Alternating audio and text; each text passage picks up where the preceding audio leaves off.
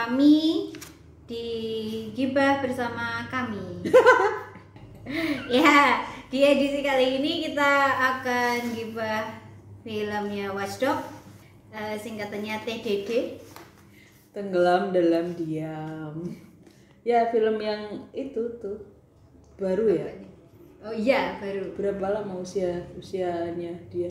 Belum ada. Usia sebulanan terenggahnya. Dia dikeluarin Maret kalau di situ, 27 Maret. Iya, tapi dia ditonton berapa orang tuh?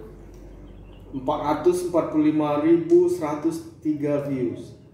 Halo 400.000 orang. 400.000 orang, 445.000 orang. Iya, halo kalian, kami Itu lagi. yang di YouTube. Iya. Iya, belum nonton bareng ya. Ada yang nonton bareng juga. Iya. Halo Ya, yang kali satu nonton setengah. bareng. Halo 1 juta penonton. 1 juta penonton film Tenggelam dalam Diam. Kami mau gibahin film itu. Ya, Gibah apa nih, Lur? ya menurutku mereka kurang riset dan nggak terbuka itu terhadap omongan orang. Iya. Jadi kalau aku kasih kayak sinopsis atau apa namanya tuh ringkasan film itu, kira-kira dia bercerita tentang kasus-kasus banjir rob di Pantura, Iya. Semarang, Pekalongan, Jakarta, Gresik gitu. Dan itu dilihat sebagai dampak dari perubahan iklim yang misalnya manifestasinya adalah kenaikan muka air laut. Dan solusi-solusi yang banyak ditawarkan atau dibicarakan lah dalam film itu, tanam mangrove atau hutan bakau supaya air laut barangkali dibayangkan nggak membanjiri daratan. Itu kan ya film itu, benar nggak? Iya, Jadi dengan biar nggak abrasi kata dia kan, karena ya itu buat menahan air laut itu harus ada hutan bakau katanya gitu.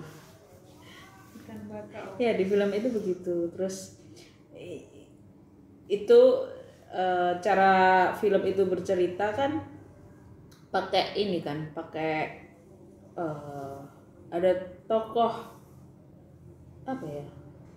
Ada kalau dokumenter tuh apa sih, aktor? Banyak tokoh, subjek.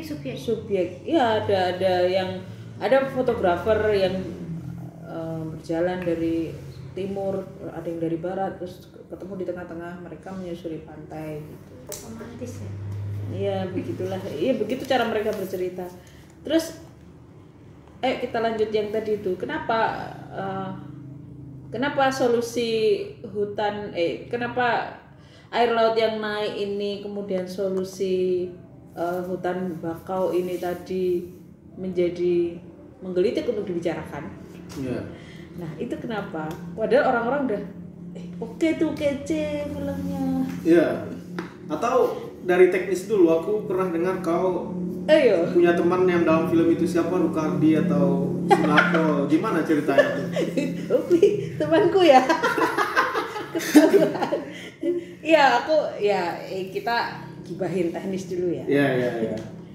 Jadi aku agak terganggu itu dengan kayak ini loh, kayak adanya fotografer, ada 2 fotografer di situ yang menceritakan perjalanannya, motret, tapi orang-orang yang dipotret dan dipotret oleh si 2 fotografer itu tidak masuk dalam scene. Maksudnya masuk pun cuma sedikit, hanya sebagai benar-benar objek gitu loh.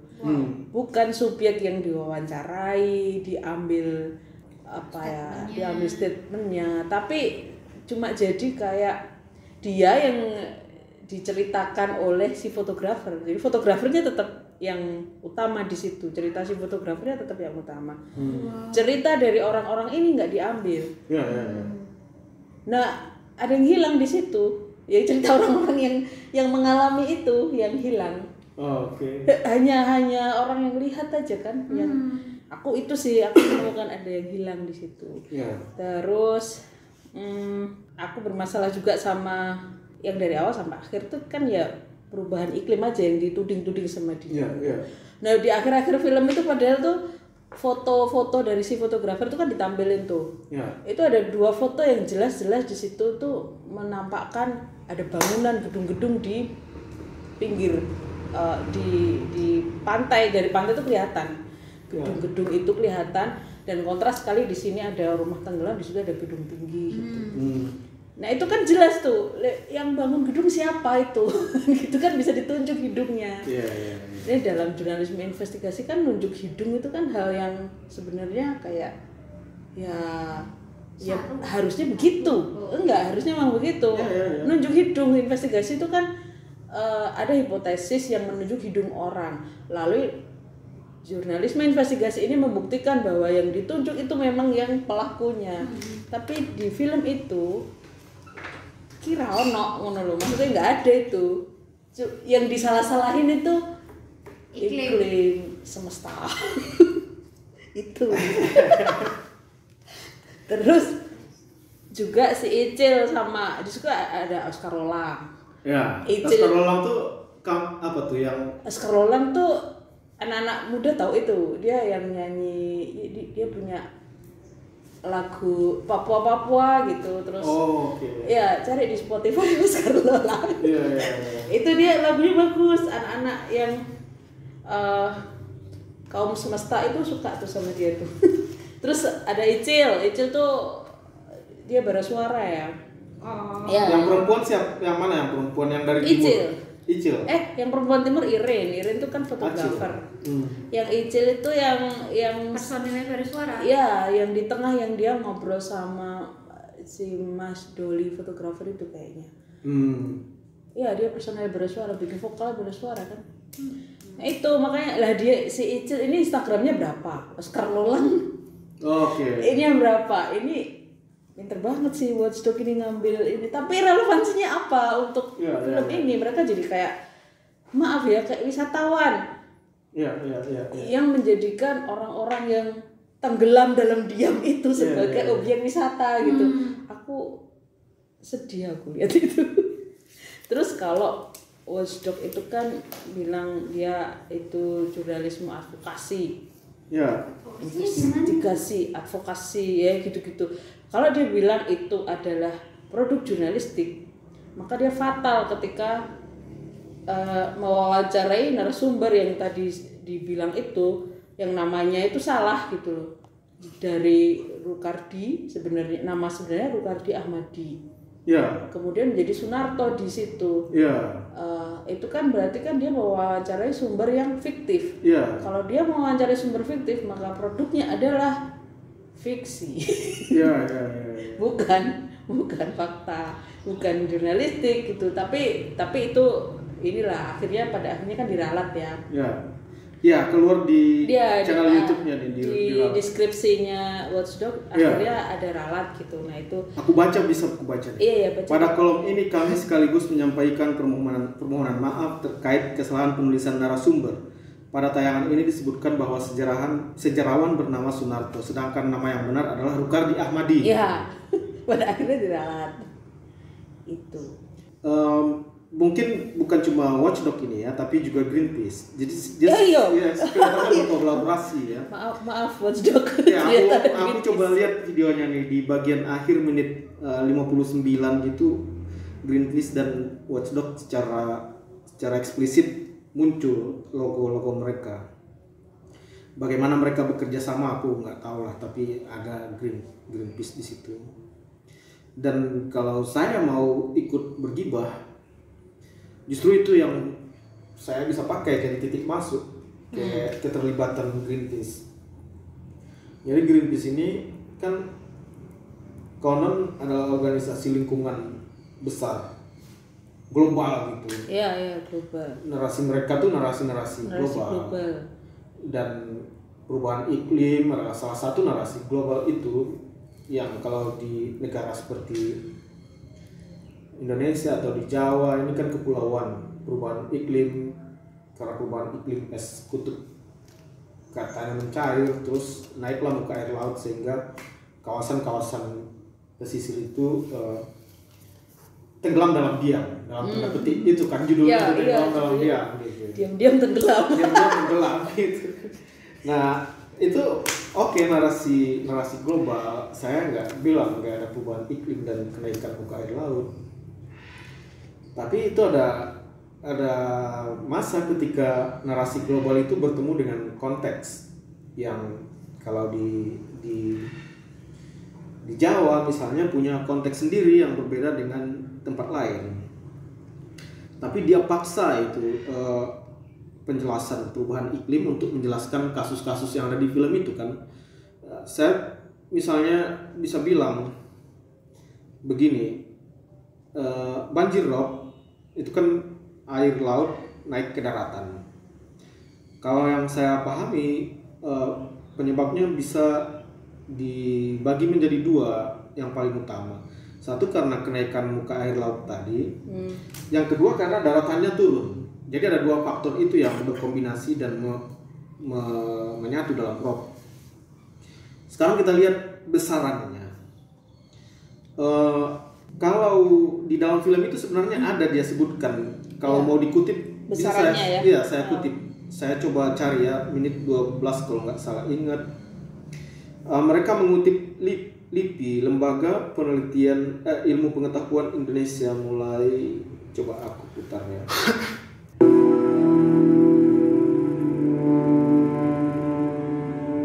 Masalah banjir di kawasan pesisir utara Jakarta bukan perkara baru. Beberapa wilayah yang tadinya daratan kini sudah berubah menjadi bagian dari laut.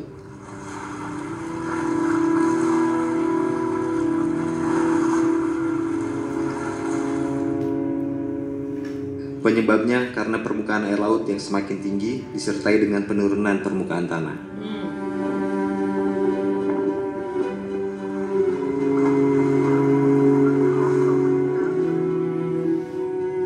Bahkan Lembaga Ilmu Pengetahuan Indonesia mencatat, setiap tahunnya permukaan tanah di pesisir Jakarta turun sekitar 2,5 cm.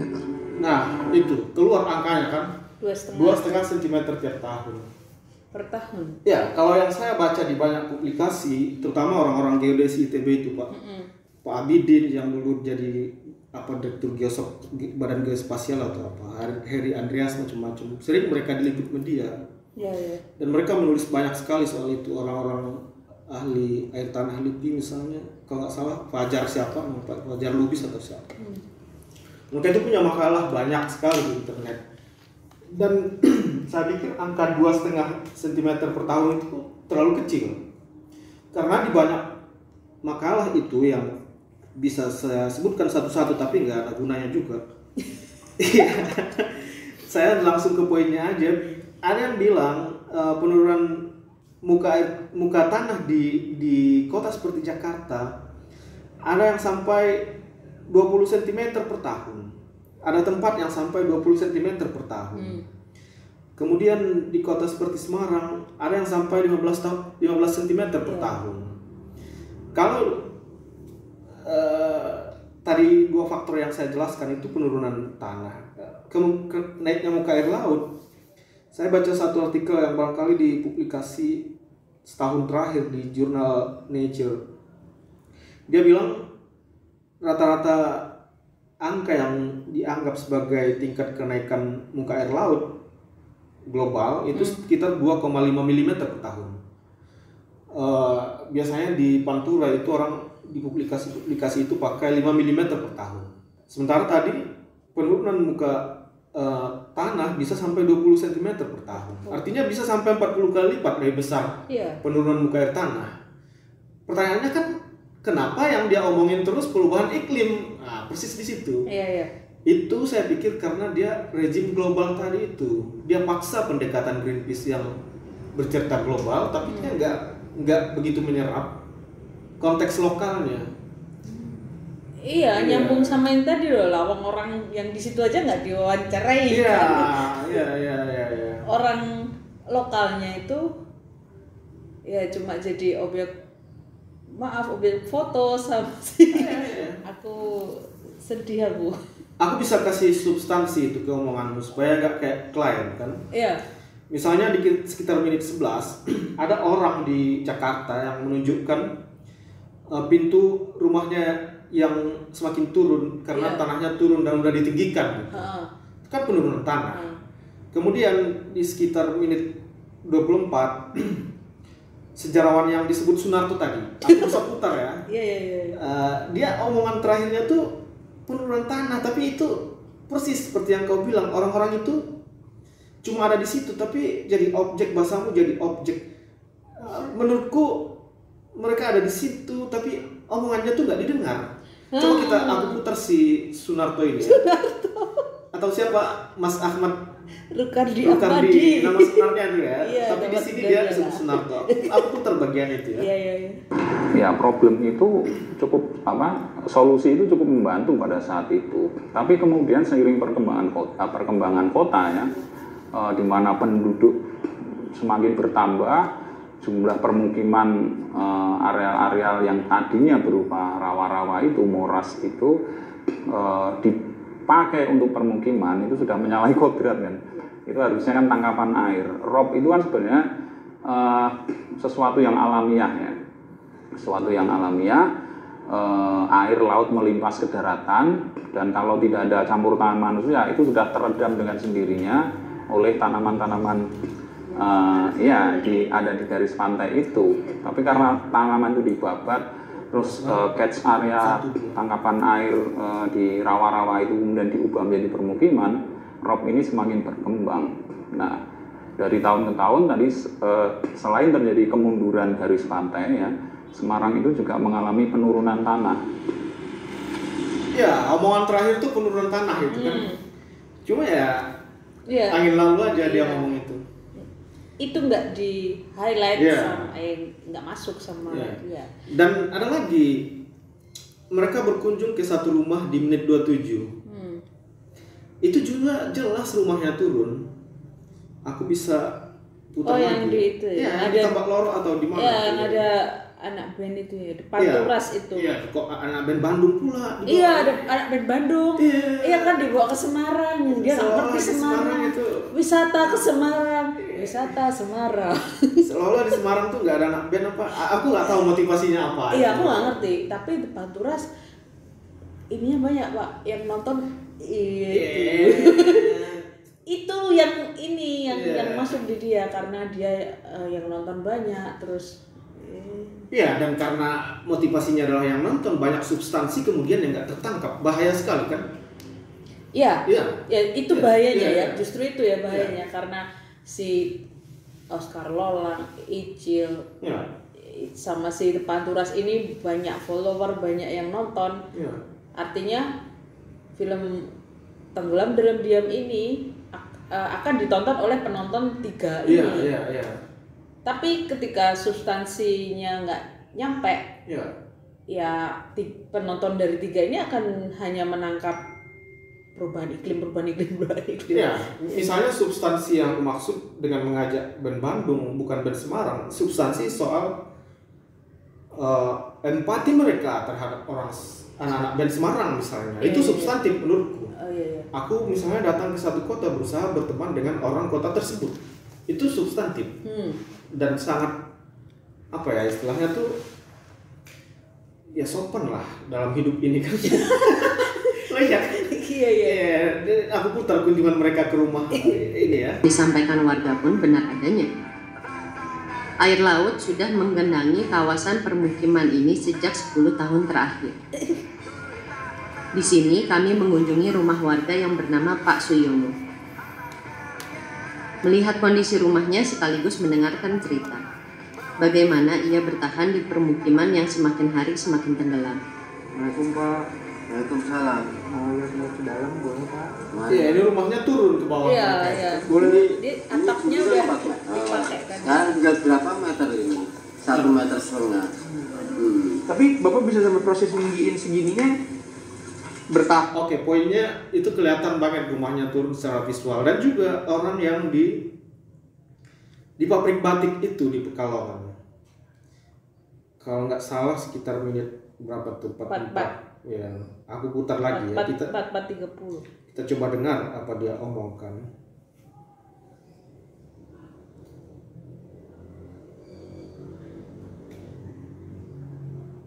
Raharjo, seorang pengusaha batik yang belakangan ini terancam banjirop. Bahkan tiap tahunnya, rob menggenangi hingga ke bagian ruang produksi dan mengganggu aktivitas produksi batik. Pak, ini kan banjir rob ini kemarin kesini masuk nih Pak? Masuk Bu.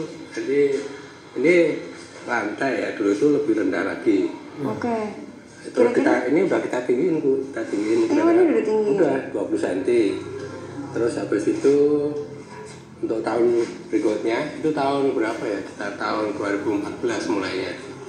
Kemudian tiap tahun tuh naik-naik Bu. Yang itu yang kita nggak ngerti sebelumnya. Jadi pertama segini, ke tahun berikutnya segitu. Nah, jadi kalau kita ke kawasan Tambak Loro tuh udah langsung kelihatan bagaimana rumah-rumah ambles. Bukan drop. Bukan rob. Iya. Ya, rob masuk menjadi bagian dari itu, tapi rumah diperparah ambles itu dominan. Nah, dan karena itu tadi perhatian mereka, karena aku sebut aja lah perubahan iklim ini sebagai diktat Greenpeace. Ada diktatnya kira-kira begitu. Jadi mereka harus mengikuti diktat ini terus-menerus. Kalaupun orang seperti sejarawan yang mereka wawancarai kata terakhirnya adalah amblesan tanah, rumah yang mereka kunjungi adalah soal amblesan tanah, orang-orang yang mereka temui lagi itu soal amblesan tanah misalnya, tapi diktat itu ngomong perubahan iklim, dia harus perubahan iklim lagi. Makanya di film itu dia nggak bakal ngomong yang lain.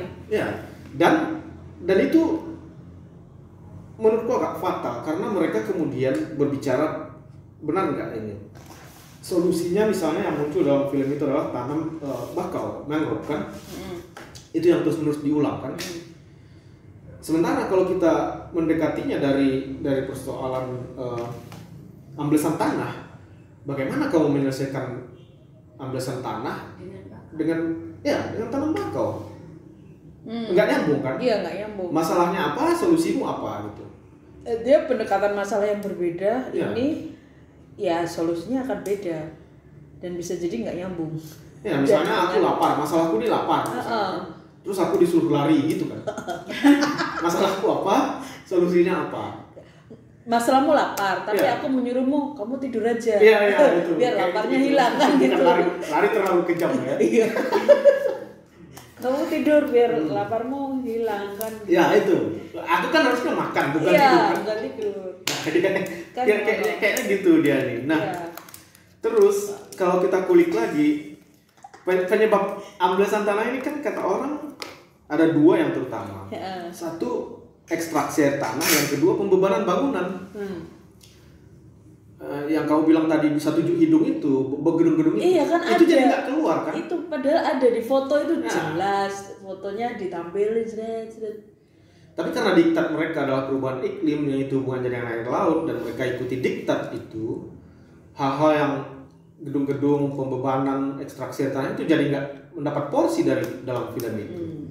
Itu satu konsekuensi yang menurutku fatal, menutup pintu bagi satu tema, satu perbincangan soal penyebab yang sama sekali lain dari yang ada, maaf saya sebut diktat tadi, yang ada dalam diktat mereka, diktat global mereka, satu kondisi lokal yang sama sekali berbeda dari diktat global mereka.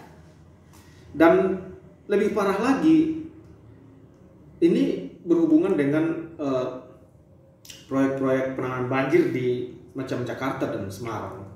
Di Jakarta tuh ada proyek NCICD yang di dalamnya tergabung dengan reklamasi. Di Semarang ada Paut Tanggul Laut Semarang Demak. Tapi kan kritik-kritik yang banyak beredar di kalangan teman-teman aktivis itu kan infrastruktur raksasa yang akan menambah semakin banyak beban, yang dengan demikian potensial memperparah amblesan tanah.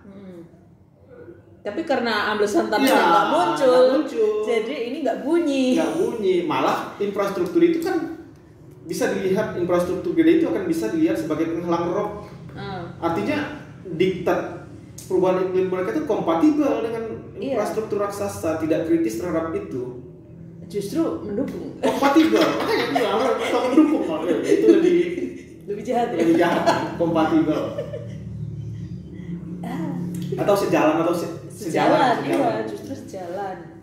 Kritik terhadap proyek infrastruktur raksasa itu nggak muncul karena itu tadi dugaanku atau kita bahwa dia ada diktat global perubahan iklim itu, tapi nggak sensitif terhadap geografi setempat. Iya, padahal Watchdog punya film lain yang dia juga ngomong soal itu pembangunan di kawasan pesisir sebenarnya kan yang ada rayuan dia mereklamasi itu ada rayuan Pulau Pasu itu, tapi kenapa di sini dia ngomongnya begini? Ngomongnya perubahan iklim waktu ngomong perubahan iklim. Jakarta masuk di sini di mana? Tenggelam dalam diam ini kan. Jakarta masuk di sini, dia ngomong perubahan iklim. Tapi di film Rayuan Pulau Pasu, dia ngomong Jakarta. Ini nggak kuat, kan jadi dua hal yang berbeda, tapi diproduksi oleh satu rumah produksi bernama Watchdog. Dan di sini kayaknya bekerja sama dengan Greenpeace ya. Tapi kalau kita lihat, aku buka filmnya nih di menit 59:35 ada tulisan produser Andi Panca dan Di Laksono. Dua orang ini Watchdog kan? Iya. Dia disebut sebagai produser. Jadi ya apa ya, kalau dibilang menyesatkan film ini atau malah bahasamu tadi mendukung infrastruktur gede itu mungkin terlalu kejam, tapi bagaimana kita harus menjelaskannya lagi kan? Iya, bahasa gampangnya kan ini malah ngasih jalan. Melegitimasi mungkin, bisa melegitimasi. Mungkin kita terlalu sinis, tapi ya mungkin kita salah terlalu sinis atau terlalu tadi ya gimana lagi menjelaskannya kan? Iya. Sementara film ini kelihatannya ditonton banyak orang. Disenangi banyak orang. Iya, disenangi banyak orang, dianggap sebagai mengadvokasi orang-orang yang diam-diam tenggelam tadi tuh. Iya, nggak tahu lah. Itu lihat, tonton aja komen-komennya. Iya. Ya komen-komennya mendukung. Iya kan, komen oke, kece. Ya, Watchdog seperti biasanya selalu begitu. Gitu. Ya udah kebanyakan cukup aja lah. Wes lah. Ganti.